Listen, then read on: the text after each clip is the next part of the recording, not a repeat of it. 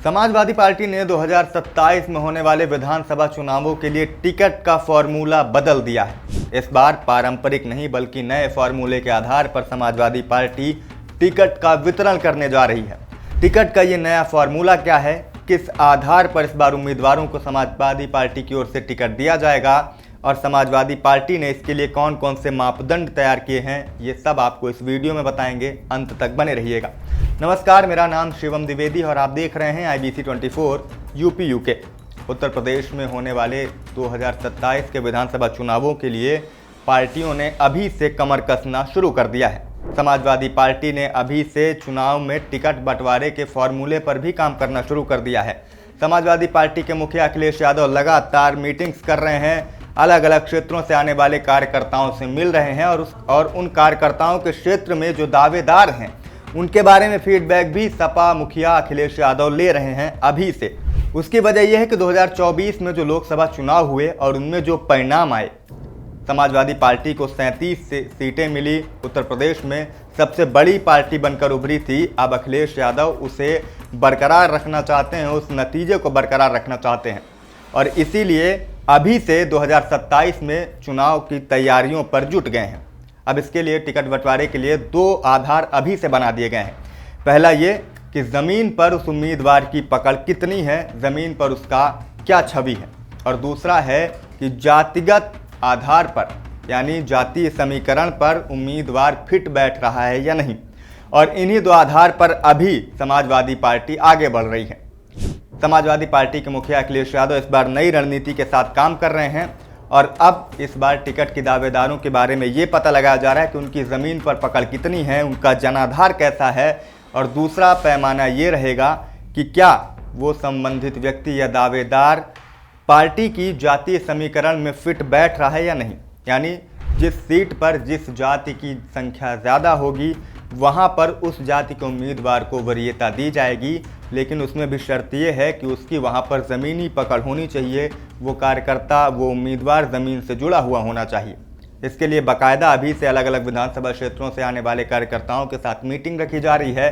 उन मीटिंग में जो संबंधित दावेदार हैं, जो अभी से दावेदारी पेश कर रहे हैं, उनके बारे में फीडबैक भी लिया जा रहा है।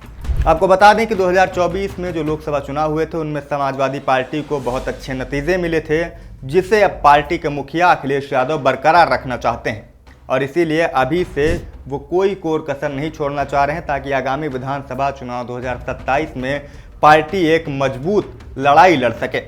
दरअसल समाजवादी पार्टी का मानना है कि यादव और मुस्लिम बिरादरी का साथ उन्हें लगातार मिलता रहा है। लोकसभा चुनाव में जो नतीजे आए उनके बाद पार्टी को कुर्मी बिरादरी का भी साथ मिला और अब इस बार जो 2027 में विधानसभा चुनाव होने जा रहे हैं उनमें पार्टी का फोकस पिछड़ा वर्ग पर भी रहेगा।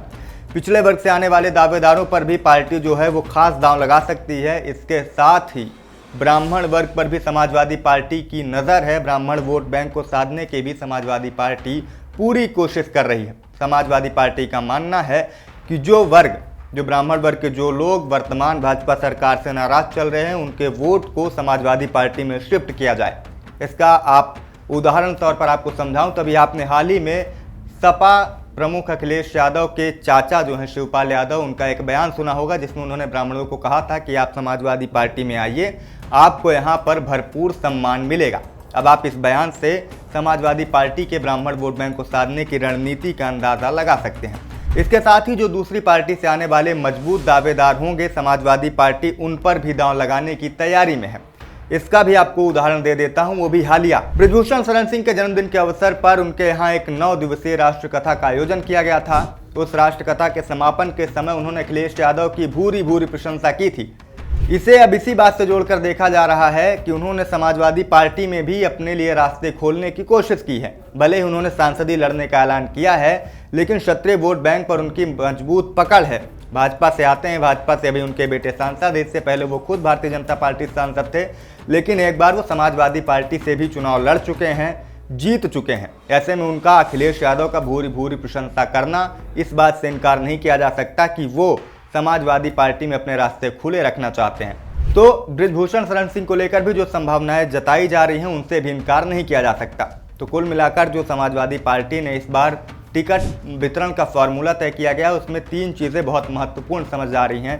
पहला ये कि जो दावेदार हैं उनकी ज़मीन पर पकड़ अच्छी होनी चाहिए, दूसरा वो पार्टी के जातीय समीकरण में फिट बैठने चाहिए, और तीसरा जो नाराज़ वर्ग है उसको उसके वोट बैंक को पार्टी में शिफ्ट करना, और जो ऐसी ताकत रखता होगा, जो ऐसी काबिलियत रखता होगा, उस व्यक्ति को वरीयता दी जाएगी।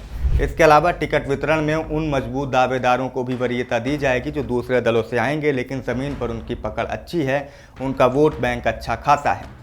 इस वीडियो में अभी के लिए इतना ही। उम्मीद करते हैं ये वीडियो आपको पसंद आया होगा। मेरा नाम शिवम द्विवेदी है। उत्तर प्रदेश उत्तराखंड की तमाम खबरों से अपडेट रहने के लिए देखते रहें IBC 24 UP UK।